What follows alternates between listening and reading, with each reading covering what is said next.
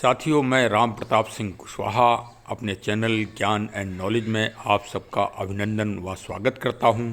और आज का जो ब्लॉग और वीडियो का जो प्रसंग है वो भी बहुत ही ज्वलंत है और बहुत ही सारगर्भित है। ज़रूर सुनिए कि क्या आपको त्रिशंकु बनना है? क्या आपने त्रिशंकु का नाम सुना है? क्या आपको भौगोलिक जानकारी के ज्ञान की जानकारी श्री रामचरितमानस के अलावा क्या दुनिया का और कोई साहित्य, आध्यात्मिक साहित्य दे रहा है, आध्यात्मिक ग्रंथ दे रहा है? जरा इस पे अगर आप नज़र डालेंगे तो आज के चर्चित और ज्वलंत प्रसंग की स्थिति साफ हो जाएगी। वही ढोल गंवार शूद्र पशु नारी, ये वास्तव में भारत के स्वतंत्रता से पहले ही ये चौपाई एक विवाद का विषय रही है और इस पे परिचर्चा होना बहुत ज़रूरी है, इससे भ्रम दूर हो सके। और बिल्कुल नई तार्किक चीज़ मिलेगी आपको, कोई रटी रटाई कथाकार या किसी आचार वाली बात नहीं मिलेगी हमारे ब्लॉग में।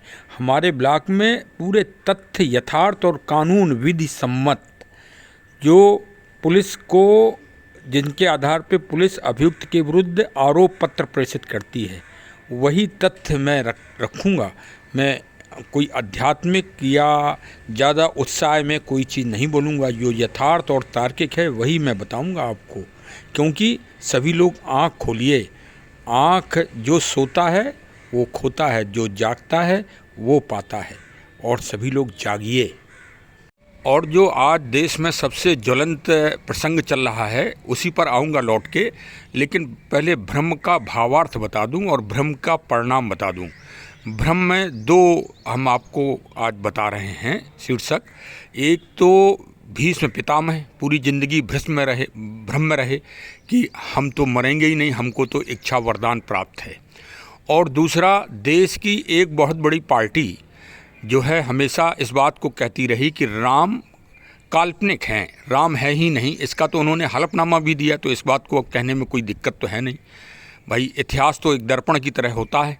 और देखिए, ऐसे रहस्यमयी घटनाएं घटीं देश में कि प्रभु राम अपने आप में सत्य हो गए। चाहे सत्य शब्द बोलो और चाहे प्रभु श्री राम का शब्द बोलो, दोनों एक समान हैं, ये स्थिति स्पष्ट है। और देखिए, जिस विषय पे कोई बोलना नहीं चाह रहा है, ये ढोल गंवार शूद्र पशु नारी, तो इस पे कोई स्पष्ट बोलना नहीं चाह रहा है और ना ही कोई बोलेगा। क्योंकि अगर ये बोलते नेताजी लोग तो 1947 में भीषण नरसंहार इस दुनिया में नहीं हुआ होता। उस नरसंहार के लिए जिम्मेदार कौन है? देश का विभाजन तो एक राजनीतिक घटना है, हो सकती है वो भी भ्रम के कारण हुआ। तो तीन हमने आपको उदाहरण बता दिए। भीष्म पितामह एक, दूसरा भारत के सबसे बड़ी राष्ट्रीय पार्टी की स्थिति आज की तारीख में, और इतिहास में भी आप देख लें कि जिन्होंने अनादर किया राम का, उनकी क्या स्थिति है आज देश काल में, विदेश काल में, सब जगह आप कालों को देख लीजिएगा। और तीसरी जो है 1947 में देश का विभाजन, ये भ्रम के कारण ही हुआ। इसलिए देशवासियों और भारतवासियों, किसी भ्रम में मत रहो, सारे भ्रम अलग कर दो।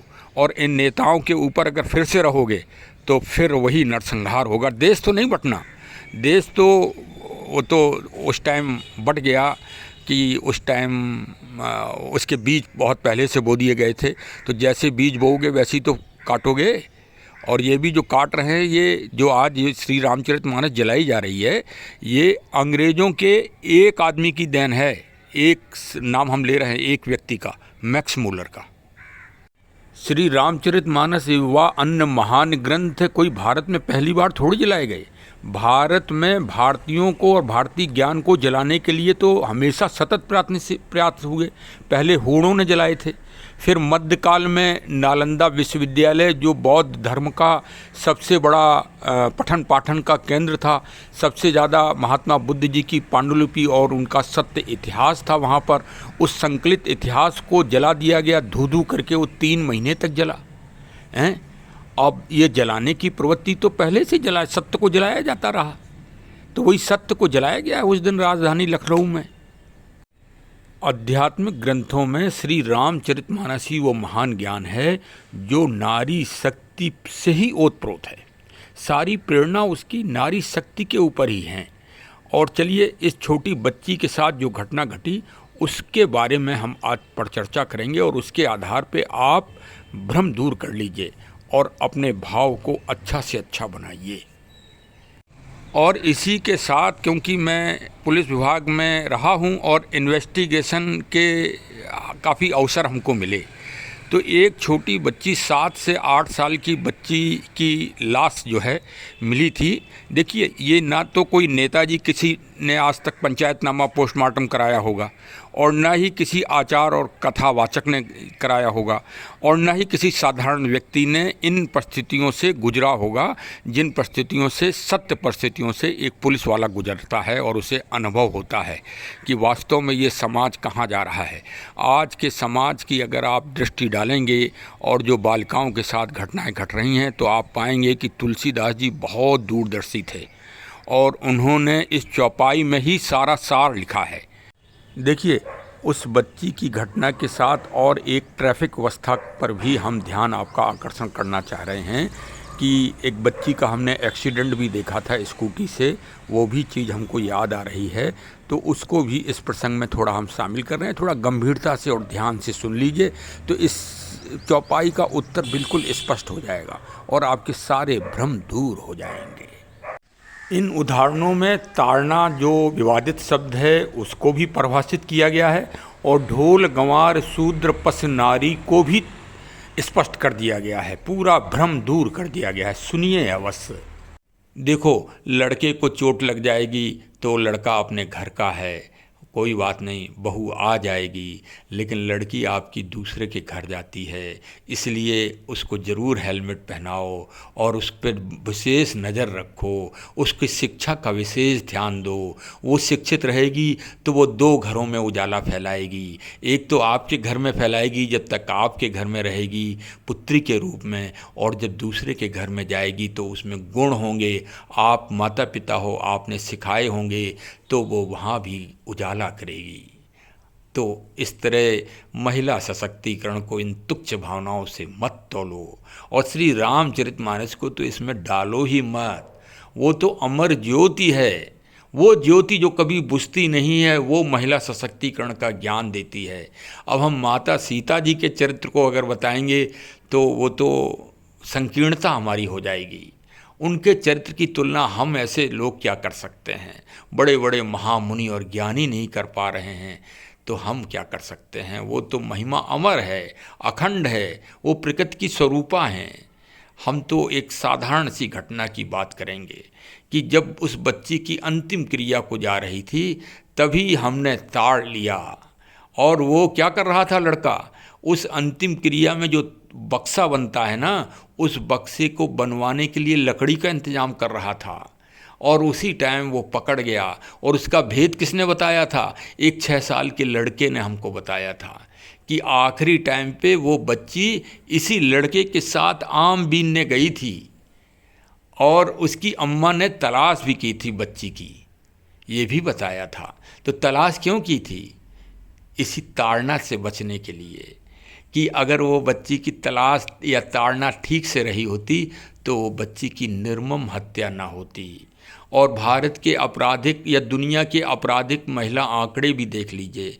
तुलसीदास जी बहुत ज्ञानी थे, बहुत दूरदर्शी थे, और समुद्र तो महाज्ञानी होते ही होते हैं। वो जो शब्द हैं वो समुद्र की शब्दावली है। जो केस डायरी में जो पुलिस इन्वेस्टिगेशन अफसर जो बयान लिखता है वो मुलजिम की क्षेत्रीय भाषा में लिखता है, वो बदल नहीं सकता। तो तुलसीदास जी कैसे बदल सकते थे?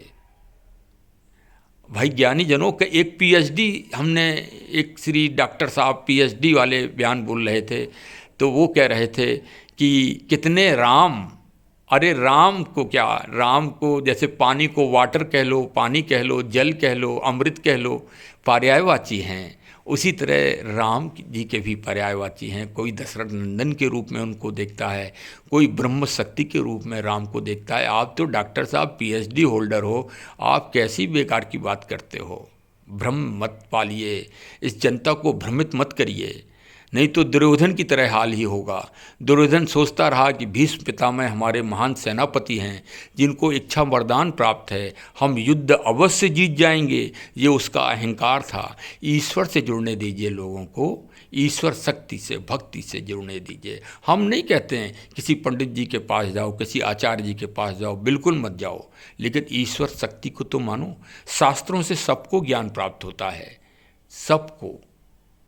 ये तो आपकी बात है कि आप उसे पढ़ना चाहते हो कि नहीं पढ़ना चाहते हो। अरे आजकल इंटरनेट पे सभी धर्मों के ग्रंथ मौजूद हैं, आप सबको पढ़िए। कौन कहता है कि मत पढ़िए? हैं, आप सबको पढ़िए। आप ये कैसे कह सकते हो कि श्री रामचरितमानस को जला दीजिए? ये तो भयंकर अपराध है। इस अपराध को मत करिए। हाँ, शास्त्रार्थ करिए। शास्त्रार्थ की हमारा संविधान, हमारे सनातन लॉ व्यवस्था पूरी छूट देती है। जितना शास्त्रार्थ करना हो करिए। आप अपने जो नकारात्मक विचारधारा के लोग हैं वो अपने ज्ञानी लोगों को लाएं और बैठे। सरकार का दायित्व हो कि ऐसे लोगों को बैठा लें और वार्ता कराएं। नहीं देखिए, अगर भ्रम रहेगा तो 1947 में भ्रम की स्थिति आपने देखी है भारत में, हैं? देश स्वतंत्र होना तो राजनीतिक कारण है, लेकिन जो नरसंहार हुआ, जो बच्चे मारे गए, जो बालिकाएं मारी गईं, जिनके ऊपर अत्याचार हुए, उसके लिए दोषी कौन है? उसके लिए तत्कालीन अंग्रेज सरकार और तत्कालीन भारत सरकार और नेताजी गण, क्योंकि नेताजी गण ही नीति निर्धारण होते हैं। नेताजी को साधारण क्यों माना जाए? और उसकी जिम्मेदारी आज तक उस हत्याकांड की किसी ने नहीं ली। बताइए, किसी व्यक्ति ने आज तक ये नहीं कहा कि नहीं ये गलत हुआ, हम अपने नागरिकों की रक्षा नहीं कर पाए। ऐसा किसी देश, किसी दुनिया के किसी देशों में हुआ है? वो भ्रम में ही बटा है देश। भारत भ्रम में बटा, जब जब बटा भारत भ्रम में बटा। भ्रम को अब हटा दीजिए और ये मान लीजिए भीष्म पितामह को अंत में मानना ही पड़ा कि हाँ, ईश्वर सत्ता है। जब भगवान श्री कृष्ण उनकी अंतिम गति के सामने पहुँचे और दुर्योधन का जो खाया हुआ गलत भोजन था, जब उनके शरीर से वो निकल गया। देखिए, श्री गुरु नानक जी ने भी 2 रोटियों के साथ उदाहरण दिया है। एक जमींदार की रोटी थी और एक किसान की रोटी थी, और जब उन्होंने दोनों रोटी को मसला तो एक से खून निकला और एक से घी निकला। तो अब इससे बड़ा उदाहरण और क्या हो सकता है? हमारे महापुरुषगण तो सारी दुनिया को पहले ही वो दे चुके हैं। और श्री रामचरितमानस का तो परीक्षण प्रारंभ जब पहला पठन पाठन हुआ था, उससे पहले ही काशी विश्वनाथ में हो चुका है। सारे शास्त्रों के साथ परीक्षण हो चुका है। अब श्री रामचरितमानस कितनी बार अग्नि परीक्षा देगी? एक बार परीक्षा हो चुकी है। गोस्वामी तुलसीदास जी अपने जीवन काल में ही अपमानित हो चुके हैं। अब मरे हुए स्वर्गवासी व्यक्ति को तो वैसे ही नहीं कोसना चाहिए। आप लोग क्यों कोसते हो? हैं, जो वैकुंठवासी है उसको मत कोसिए। ऐसा करके आप अपने ऊपर अपने पापों का वो बढ़ा रहे हैं। अरे पाप और पुण्य उसी तरह से हैं जैसे बैंक में आदमी पैसा जमा करता है, बैंक बैलेंस, उसी तरह से पुण्य और पाप के बैलेंस अलग चलते हैं भगवान की उसमें। देखिए, एक कंप्यूटर के द्वारा आप जानकारी कर लेते हैं आज कितना पैसा हमारे खाते में इकट्ठा है, तो भगवान के पास और सुपर कंप्यूटर हैं। जो आप कर रहे हो वो सब एक एक चीज़ वहाँ नोट हो रही है। हम तो आस्थावान हैं तो आस्थावान ही बात करेंगे, लेकिन पुलिस वाला आस्थावान नहीं होता है ना, धोखे मत रहिए। वो तो एक डंडे से सबको हाँकता है। सारे पंडित जी, ठाकुर साहब, सबको एक ही डंडे से हाँकता है। एक ही डंडे से जब भी सौभाग्य से या दुर्भाग्य से हम थाना अध्यक्ष या प्रभारी निरीक्षक हुए तो हमने भी हाँका है। हाँ, नम्रता नहीं होती पुलिस वाले में, न नम्रता हम में आज है। इसीलिए हम स्पष्ट बोल रहे हैं और स्पष्ट ही बोलना चाहिए।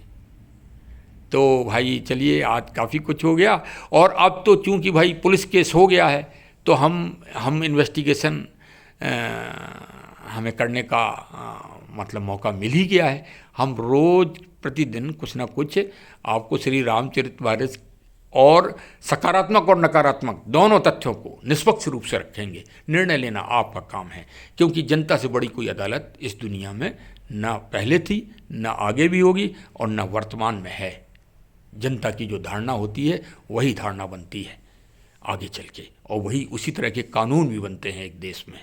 जनता की आवाज़ के कानून बनते हैं, किसी भी देश में देख लीजिए, हर देश में अलग अलग कानून हैं, तो वो जनता की आवाज़ ही तो है। हाँ, अच्छा, श्री रामचरितमानस के इसलिए गुणगान करते हैं, बताइए। ज्योग्राफी कल ऐसा विषय, अयोध्या से निकलो जनकपुर जाओ तो पूरी जानकारी हो जाती है, और जनकपुर से जाओ तो श्रीलंका तक की जानकारी हो जाती है। क्या दुनिया में कोई ऐसा ज्ञान जो इतना ज्योग्राफिकल सटीक ज्ञान दे रहा हो? और आज तक ज्योग्राफिकल निर्णय में या वैज्ञानिकता में कोई एक स्थान का अंतर भी नहीं पाया गया जो श्री रामचरितमानस पे वाल्मीकि जी लिख गए। अरे यार, फिर भी आंखें खोल लो, अब इससे ज़्यादा और क्या उदाहरण दे भाई, हैं?